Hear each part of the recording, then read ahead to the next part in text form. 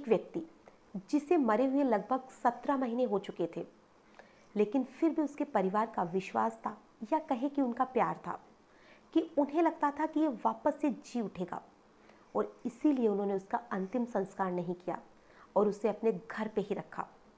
वहाँ पर उस परिवार का हर एक सदस्य उसके साथ बिल्कुल एक जिंदा इंसान की तरह व्यवहार करता था।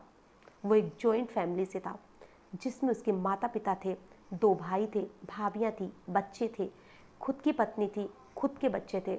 हर एक व्यक्ति उसके साथ अपनी पूरी दैनिक दिनचर्या शेयर किया करता था, और ऐसे ही लगभग 17 महीने बीत जाते हैं। आज की जो कहानी है वाकई में बहुत ही ज़्यादा अविश्वसनीय, अकल्पनीय है, और इसमें कुदरत का करिश्मा भी कह सकते हैं कि 17 महीने होने के बाद में भी उसके शरीर से बिल्कुल भी बदबू नहीं आई थी, जो कि एक बहुत ही हैरानी वाली बात थी। नमस्कार, आदाब, सत श्री अकाल। मैं हूं नंदिनी यादव।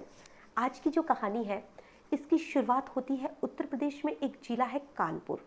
उसी में एक जगह पड़ती है कृष्णापुरी।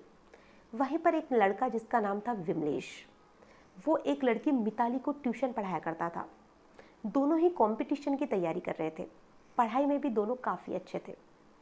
और उसके ट्यूशन पढ़ाने के बाद कुछ ही समय के बाद में जो मिताली थी उसकी जॉब लग जाती है, और वो एक बैंक में मैनेजर बन जाती है। तो जब वो बैंक में मैनेजर बनती है तो वो उसका सारा क्रेडिट विमलेश को देती है, और विमलेश से कहती है कि वो उसे शादी करना चाहती है।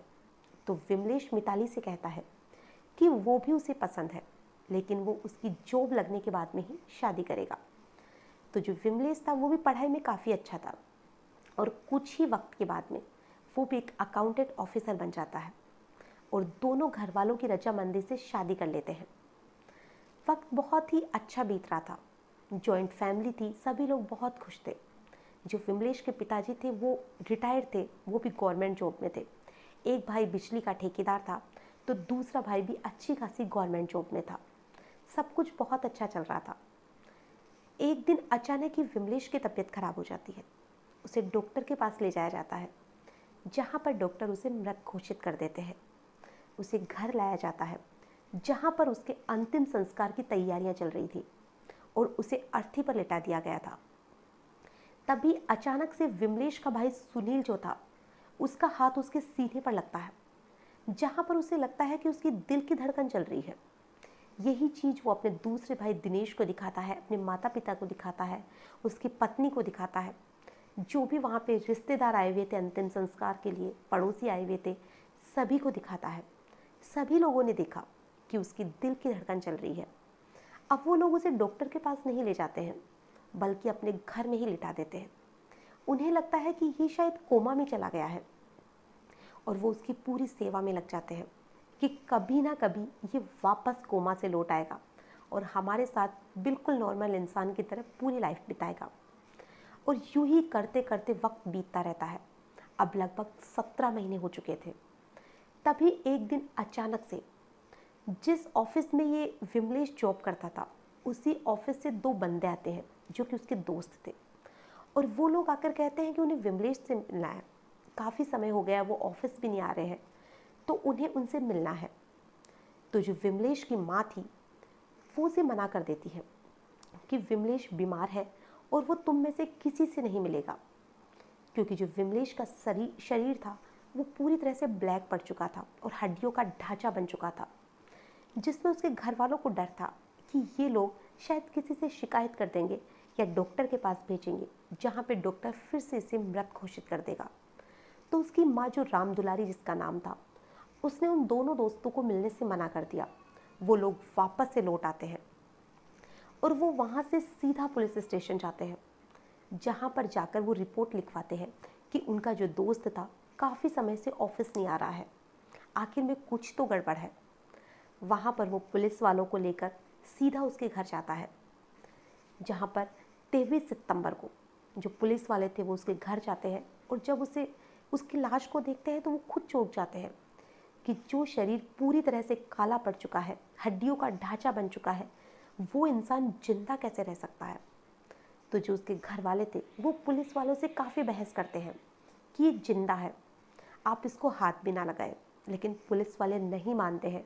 डॉक्टरों की एक टीम बुलाई जाती है, जहाँ पर डॉक्टर उसे फिर से मृत घोषित कर देते हैं।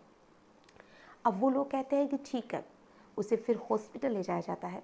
वहाँ पर भी उसका चेकअप किया जाता है, सारी चीज़ें होती है, पोस्टमार्टम करवाया जाता है, जिसमें सभी में यही आता है कि वो मर चुका है। लेकिन उसके घर वाले इस चीज़ को मानने को तैयार नहीं थे। अब फिर जब पुलिस वालों ने कहा कि इसे कैसे भी इसका अंतिम संस्कार करवाना ही है, तो उसके घर वालों को काफ़ी समझाते हैं, जिसके बाद में वो मान जाते हैं। और वहाँ से वो उसे सीधा लेकर पुलिस वालों के साथ में ही शमशान घाट जाते हैं, जहाँ पर रास्ते में जो उसके घर वाले थे, जो 2 पुलिस वाले उनके साथ में गए थे, उन्हें कहते हैं कि हम लोग अब इनका अंतिम संस्कार कर देंगे, आप लोग यहाँ से जा सकते हैं। तो जो पुलिस वाले थे वो भी उनकी बातों में आ जाते हैं। अब पुलिस वाले जैसे ही वहाँ से जाते हैं, जो विमलेश के घर वाले थे, जो भी डॉक्टर के से उसके साथ में आए थे और उसके शमशान लेके जा रहे थे, वो लोग वहाँ से अचानक ही विमलेश को लेकर फिर से गायब हो जाते हैं। उन्हें लगता है कि ये जिंदा है, लेकिन ये पुलिस वाले कैसे भी इसका अंतिम संस्कार करवा देंगे। तो वो लोग फिर से गायब हो जाते हैं और उसको, जो उसकी लाश थी, उसे भी छुपा देते हैं, और उसके जो माता पिता और उसकी पत्नी थी वो भी छुप जाते हैं। अब जो पुलिस में फिर से यही सूचना चाहती है कि उन्होंने उसका अंतिम संस्कार नहीं किया। अब पुलिस वाले उनकी कॉल डिटेल निकलवाते हैं, उनकी लोकेशन निकलवाई जाती है कि आखिर में वो छुपे कहाँ पे है। अब उनकी जो भी लोकेशन थी उसके आधार पर उन्हें पकड़ लिया जाता है और उन लोगों से ज़बरदस्ती ही उसका अंतिम संस्कार करवाया जाता है, जो कि वो लोग बिल्कुल तैयार नहीं थे।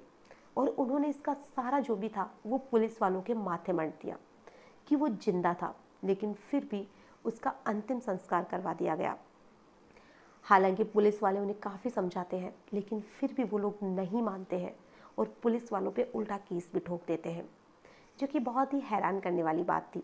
लेकिन ये आजकल सोशल मीडिया पे बहुत ही ज़्यादा चर्चा का विषय बना हुआ है और इसी बात पर चर्चा हो रही है कि आखिर उस परिवार का प्यार था या उनका विश्वास था या फिर क्या था, जिसकी वजह से उन लोगों को ऐसा लगता था कि वापस से जी उठेगा, जो बहुत ही ज़्यादा अविश्वसनीय लगता है, अकल्पनीय भी लगता है कि क्या कोई परिवार किसी से इतना भी प्यार कर सकता है कि 17 महीने तक एक लाश के साथ उसने वक्त बिताया, जिसमें उसकी पत्नी भी थी, उसके बच्चे भी थे, पूरा परिवार था।